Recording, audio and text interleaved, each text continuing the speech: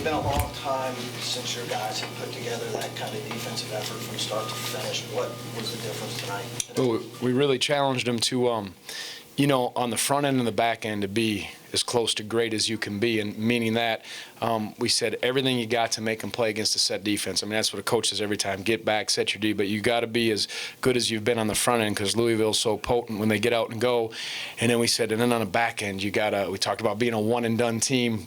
For us, rebounding the ball, be great with your blockouts, pursue everybody, gang, rebound. If you can do that and then do the stuff in between, just being sound with ball screen defense, trapping the post, that's where it's got to start. But it was our most complete game, and the guys didn't get stretched. And, of course, Louisville, they didn't shoot it well, and they missed some shots. I think sometimes we had a hand in that, but at times they missed some, and we were complete on both ends of the floor. Anthony had a good game, but it seemed like he took a lot of contact in the paint, and he took 2 free throws. What did you see in terms of defense on Anthony Gill? We know we needed him to, get catches. The guys had to be freed up to play offensively. It's such a hard matchup zone. I don't know if they're still leading the country in field goal percentage. So we just said the perimeter guys have to be able to make some plays, and so will the bigs, and they have to have some freedom to get it with a little bit of movement. And it's a physical game. I have to watch the tape and see. So. Yeah, Tony, could you talk about the effect of that game the other night? You win the game. Obviously, your guys are happy, but was it a good teaching moment for you because of the defense? We've had a lot of teaching moments because of the defense this year, to be honest. I told them before the game, and I thought it was important. I said, you can do this. I said, now will you? I don't know. I said, but you can, and you have in the past played a team like this in this kind of setting and performed and been right. And I said, but will you? And I said, you got to know first you can. I said, don't ever forget that. And they did. That's what they did. They did in the first half, and I said at halftime, okay, you did it for 20. Will you try to do it again? You're capable. And I think defense is a hard one to figure out for us. I mean, it takes such a commitment to it. That's why I said be freed up to play offensively and everything you got to play against this team. And certainly they had our respect, as do all teams, but you had to be right, or we know what happens to teams in here. Second round, right?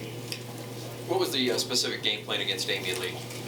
Just make them earn. I mean, we were going to just, play our ball screens, really do what we do, and fight and bother his shots. And, we talked about jamming or packing the lane and playing. Really, it's what we always do. If a guy really gets rolling, maybe you pay a little more attention to him, but he's going to have to earn. I said if they beat us with contested outside threes, okay, and we can always adjust, but not inside out. And I thought we were pretty decent that way. Norman, right? Understanding you played great in the last minute and 40 seconds at Wake. A little bit fortunate at the end. Today, you dominate from start to finish. Do you feel like you've cured some of the ills on the road in the ACC? It's a great league. I don't know. We did it today. We can do it again. We'll see. I said, will we? That's too hard to say that.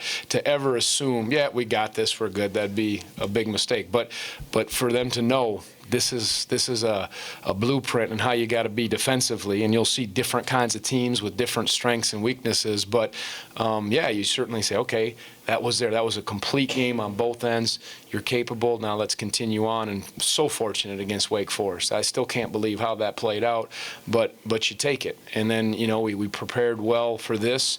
And Louisville wasn't at their best. I know their big kid was sick. They got in foul trouble. A lot of things, but I'm not going to take anything away from how our guys competed on both ends. Coach. Oh, sorry. You were one of the first teams that was able to expose Louisville's matchup zone defense. You didn't do quite a bit of dribbling. What did you all practice the week of the game to be prepared to move the ball and the isolations that you wanted? Yeah, I think you have to, as I said, your guys have to be freed up to play. If you get stiff against that zone, well, then they eat you up. And you have to have the ability to make some plays, to attack when they're there. You have to move it a little bit and shift it. And our guys did a good job. It was nothing earth-shattering. It wasn't this, where I out-strategized the zone or anything like that. No, our guys just played. They moved the ball. We had guards pretty much take care of it. Probably had a few too many turnovers. But there was good spacing, good ball movement, and then the guys played and attacked. And that's what we talked about. Sometimes you try to run this perfect pattern routine. You can't. Not against that kind of defense. I've seen it now up close and personal. It's my third time, and we were right today with it. How surprised are you, not to win here, but to win a game that, was never really in doubt, even in the second half? I mean, you were in control from. Yeah, I mean, we played well. Yeah, I mean, I thought we're going to have to play really well to be in this thing, and we just got off to such a good start and kept playing. And again, they were a little off, and coach has. I guess there's some young guys and experience, and sometimes that can happen when you're in that setting. But he's done a terrific job. This team, watching them, I was so impressed. I don't know if I've watched more game films of teams we've played than this team, and I just, their play at the rim defensively, and again, a lot of things, and today just wasn't quite their day.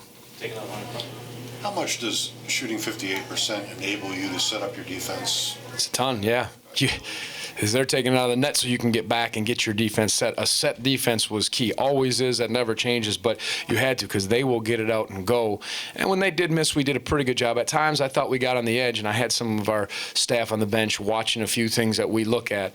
And, I mean, I probably reminded them, to be conservative 7 or 8 times in timeout, saying, understand, you got to refocus on how quickly you have to get back and get your defense set. But yeah, when it's going through the net or anything like that, it makes it easier. This can be a very difficult place for opposing teams to play. And for the most part, I don't think you guys got rattled today. How much does just the collective experience of Malcolm, Yep. A.J. London, Toby, There's no substitute for that. There is no substitute for experience. And last year, just the environment last year was incredible. And when I went through the handshake line, is it Mathiang? Is that how you pronounce it? And I shook his hand. I said, I remember you doing that to us last year. You hit that shot, and just the noise and the intensity that. We didn't really let the crowd probably become a factor, and I think that was important. You could tell there were moments they wanted to explode, but for the most part, we didn't let them get to that, and I think that's important. And had it gotten wild, you got to play through it, but that can get you scrambled a little bit up here when it gets like that. Mike, we'll take one more. I know you say every game that you're still searching for your rotations in your lineups. What was the thought process behind Wilkins and the smaller lineup? Yeah, I thought, I have been searching, and he couldn't play against Wake Forest. He had a virus or was sick. I mean, played 15 minutes, but he was really gasping for air. And I just decided his mobility on ball screens, again, I just thought, let's try to get off to something different. And I was nervous because this is a team that rebounds so well and we're a little smaller, but he did the job. And also the zone offense, he's a little more handy and mobile than Jack, who had been starting to be able to get some catches and high lows and stretch it with the defense. And I thought you had to have a little bit of mobility with the attack that we were going to run against this zone. We couldn't be just plant guys on one spot. And that would not have favored offensively Jack like it would. And then I just got a rotation. I thought, again, Nolte's feel, experience, skill, with Mike, those 4 on the perimeter, and then our 5. Those 4 on the interior and our 5 perimeter guys. Good. Coach, it seemed like you guys have played a more up-tempo style this year, but in this game, especially in the second half, you were able to maybe run the shot clock down to about 10 seconds and still get a really good look. Was that a strategic thing that you guys did in the second half? You can't score on. The only time you can score on them quick is if there's an opportunity in transition, a turnover or something you get down the floor, and a lot of teams will try to get those. We had a couple of those, but when they're playing their defense right, when we're playing our defense right, you should not be able to come down and get a quick shot. If you do, then your defense, what's it worth? And we couldn't. You have to move them. You have to rotate it.